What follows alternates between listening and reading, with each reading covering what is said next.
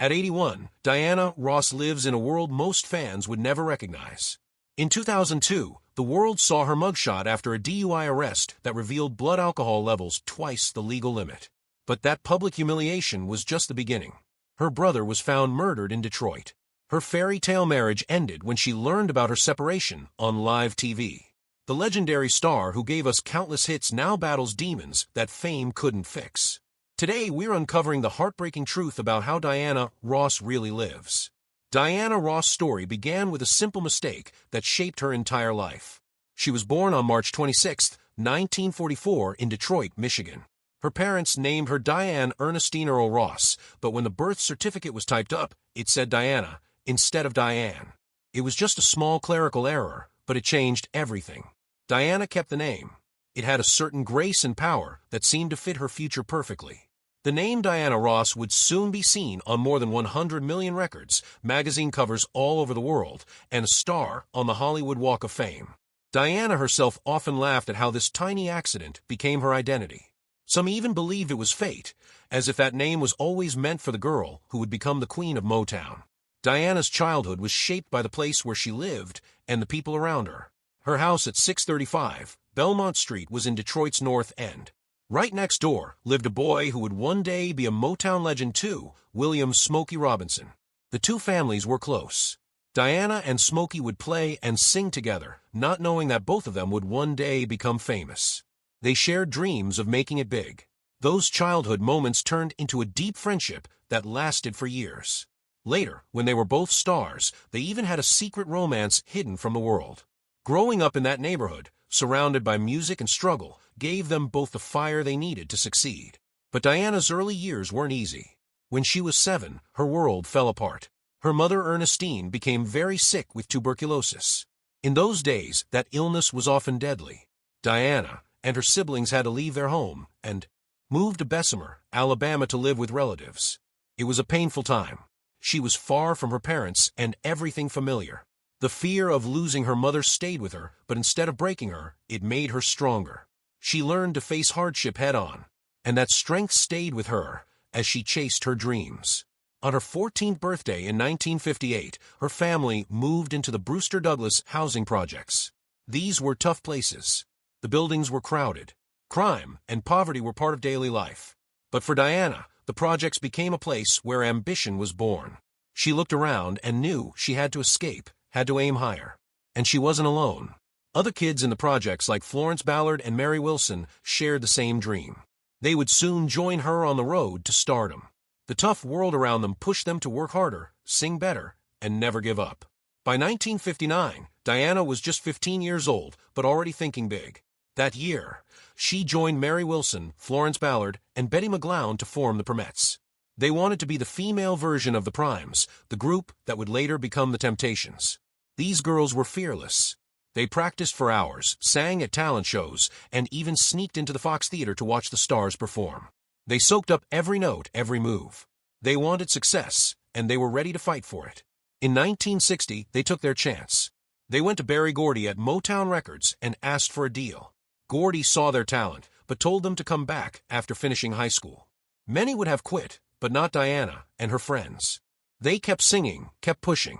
They recorded a single for a small label and kept knocking on Motown's door. Diana even waited for hours at Hitsville, USA, hoping Gordy would listen. And in January 1961, their hard work paid off. Gordy signed them. It was the start of something huge. But there was one more change.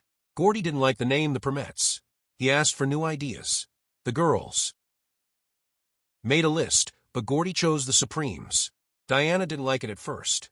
She thought it sounded too fancy, but soon that name became legendary. In March 1961, they released their first single as the Supremes.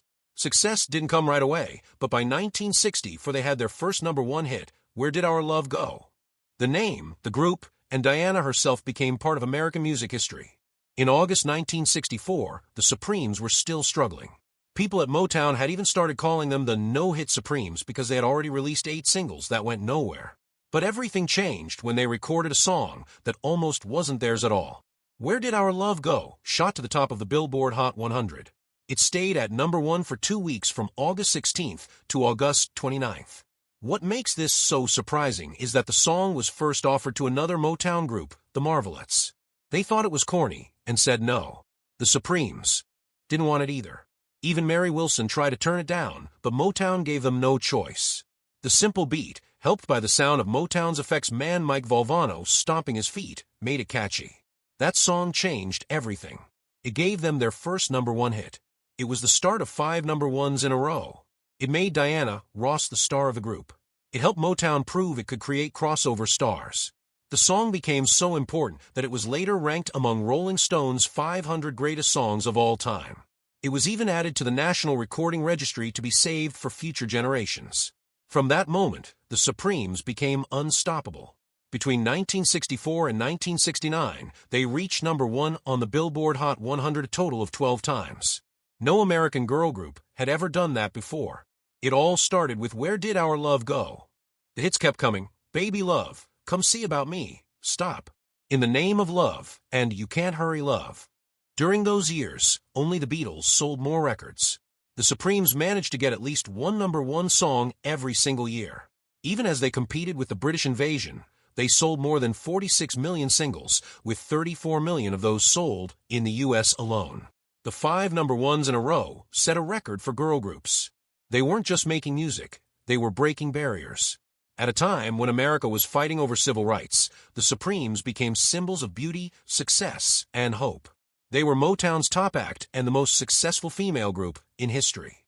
It wasn't until decades later that Mariah Carey passed their record. But behind the glamour, things were getting tense. Diana Ross began to take over. She started answering questions meant for Mary Wilson or Florence Ballard.